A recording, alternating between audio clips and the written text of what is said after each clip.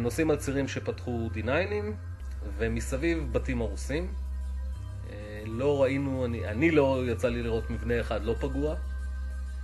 ונוסעים, והכל נראה כמו שטח מלחמה, זה סרטים של סטיבן שפילברג.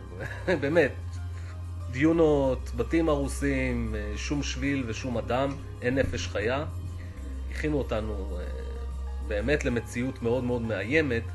אז לא מיהרנו לצאת מהטנקים, טנק זה מקום יחסית פתוח, ופחדנו מאוד מצלפים. באמת היינו בלחץ ובדאגה מתמדת, וגם כל הזמן קיבלנו בקשר התראות במהלך השהות שלנו שם, על מחבל שהולך להגיע למגנן, על צלף שמסתובב במגנן. אני יכול לומר שבמהלך השהות שלנו שם לא ספגנו ירי, הפלוגה שלי. היה זיהוי אחד של חוליית RPG שירו עליה, וזה בערך כל האירועים שהיה לנו בקו.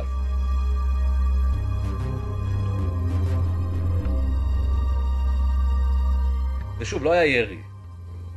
לחלוטין לא היה ירי. אבל מסביב לא היה מבנה אחד לא הרוס. לא היה מבנה אחד שלא ראינו בו סימני ירי, סימני פגזים, קירות הרוסים, מבנים שקרסו לחלוטין, שדות שנמחקו על ידי D9'ים, בתים ש-D9'ים הורידו, נזק שאני לא יכלתי לדמיין, לא אני ולא אף אחד אחר שהיה איתי, איך אנשים יחזרו לחיות שם בעתיד.